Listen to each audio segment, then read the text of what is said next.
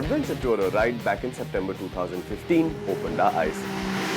We discovered just how wonderfully the long-legged, unhurried but rapid feel of these types of motorcycles fit the needs of riding around a constantly varying, chaotic country like ours. In that test, the Tiger was the star. It sat at the great confluence of value, ability and price.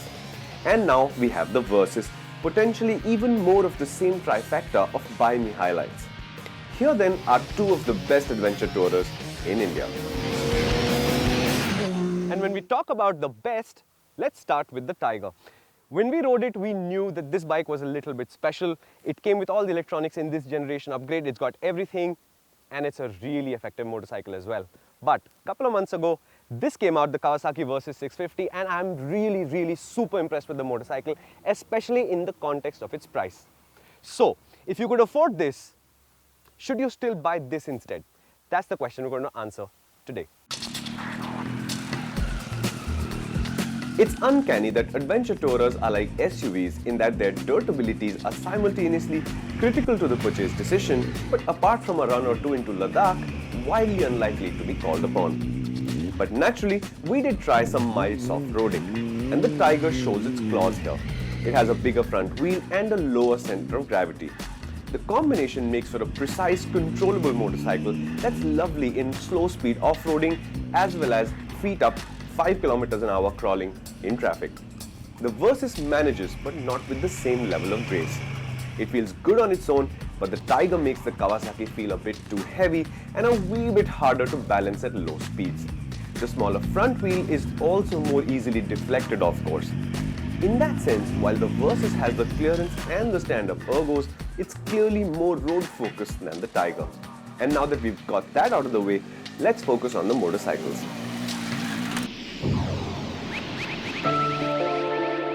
Having spent days with the two bikes, I'm still not sure which one I like more in design. The Tiger looks more aggressive, but it's also covered in acres of bodywork, and I cannot help but imagine this will break in a crash, and then it'll have to be replaced.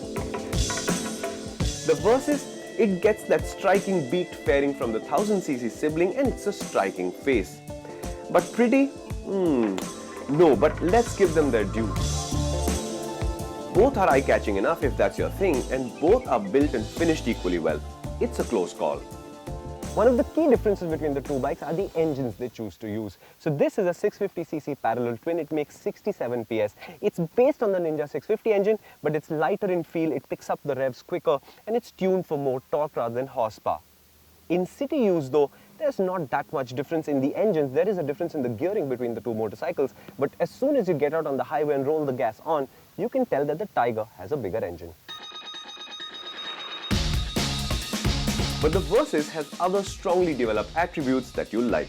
It feels very eager and quite smooth. It's a wonderfully comfortable motorcycle, and the ergonomics are just spot on. I love the manually adjustable screen, and buffeting, if any, arrives only at illegal speeds. What the 650 cannot do is corner like a sports bike, but it isn't expected to either, right? The big highlight though is its ability to smoothen out the road and land jumps like you're landing into a beanbag. It's terrific to ride in our conditions where this suspension lets you ride hard without worrying. It also works in the city. The Versys 650 is an adept city motorcycle, so you ride it through traffic. Although initially it seems like there's a lot of fairing and stuff going on, it actually just fits right in. But what it is really good at, surprisingly good at actually, is highway work. Between 80, 90, 100, up to 130 almost, it's a smooth, quiet, refined motorcycle. The gearing falls into place, it's not revving very high, and it just flies through everything. It's very sweet. And what I really like is what the ride quality does, and I keep returning to that suppleness. There's just so much absorption in the initial stroke that no matter what the highway is like, the Versys just irons it out. Really impressive. The Tiger fights back with a bigger engine and more equipment. This one has traction control, and that's a big ticket item. You can feel the response and behavior change as you switch between riding modes as well, and it's an effective combination. What you will note is that the traction control's interventions aren't subtle like the cutting-edge systems today though. There's a distinct pause in power and a light on the dash as the system moves swiftly in to cut wheel spin. But it's the sheer performance of the triple that really shines. Naturally, when you have an engine this large, this bike will do highway work quite well. But what is really impressive, really impressive about the Tiger is how flexible the gearing and the engine together are. To give you an example, yesterday, Rishad and I, we went home together on this motorcycle. 6th gear, 30 kmph onwards, we were rolling on and off the gas the entire time through heavy rush hour traffic. That kind of flexibility is really hard to match and even harder to beat. Where the Tiger cannot match the Versys is big speed, big lean cornering on road. Its pegs scrape a little bit too easily and it feels just a little bit scary because the bigger front wheel makes the contact patch feel distant.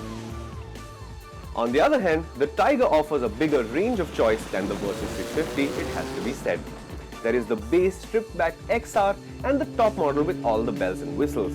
This one is an XRX with a few add-ons from Performance Racing, including that Two Brothers Racing slip-on exhaust. The Versys, well, it's got ABS, it comes in black, and the choice you have is take it or leave it. Which one should it be? One of the big differences between the two bikes is the suspension, and it's something that we will come back to in the verdict because it's a key parameter for making a decision. In theory, they run the same suspension. There's a monoshock at the back and there are upside-down forks in the front. But the Tiger's forks are not adjustable, whereas the Kawasaki has Showa's new separate function forks and they're fully adjustable. Is that something that makes a difference? You'd be surprised. The suspension on the Tiger is terrific. It feels crisp, absorbs lots, and it works off-road rather well too. But adjustable suspension with a terrific base setup? Oh yeah, that's a big one in my book. So, decision time. Should you get a Tiger or should you buy a Versys?